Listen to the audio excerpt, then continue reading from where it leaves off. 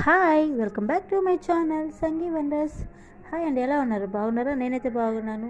ఈరోజు వెదర్ అయితే సూపర్ అంటే సూపర్గా ఉందండి. ఏదైనా వేడిగా తినాలనిపించింది. సో నేను బోండాలు చేద్దామని ఫిక్స్ అయ్యాను.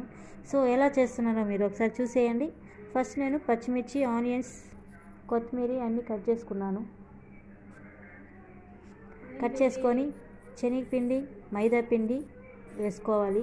శనగపిండి ఎక్కువ వేసుకోవాలి, మైదా పిండి తక్కువ వేసుకోవాలి. వేసుకున్న తర్వాత సాల్ట్ వేసేయాలి. వేసిన తర్వాత నెక్స్ట్ బాగా కలుపుకోవాలి. కలిపే విధానంలోనే ఉంటుంది బోండాలు బాగా రావడానికి. లైట్గా సోడా కూడా వేసుకోవాలండి, మర్చిపోయాను. 1 by 1గా వేసుకోవాలి. ఒక్కొక్క టచ్ కాకుండా వేసుకోవచ్చు, ఇలా కూడా వేసుకోవచ్చు.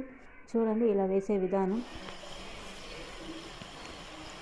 ఎలా క్రిస్పీగా అయితే సూపర్గా వచ్చింది. అంతే అండి, బోండాలు చేయడం సూపర్ ఈజీ మెథడ్. మీరు ట్రై చేయండి. Hi welcome back to my channel Sangee wonders. Hi అండి, ఎలా ఉన్నారు? బాగున్నారా? నేనైతే బాగున్నాను. ఈరోజు వెదర్ అయితే సూపర్ అంటే సూపర్గా ఉందండి. ఏదైనా వేడిగా తినాలనిపించింది. సో నేను బోండాలు చేద్దామని ఫిక్స్ అయ్యాను.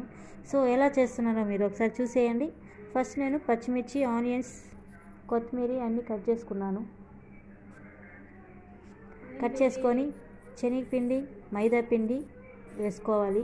శనగపిండి ఎక్కువ వేసుకోవాలి, మైదా పిండి తక్కువ వేసుకోవాలి. వేసుకున్న తర్వాత సాల్ట్ వేసేయాలి. వేసిన తర్వాత నెక్స్ట్ బాగా కలుపుకోవాలి.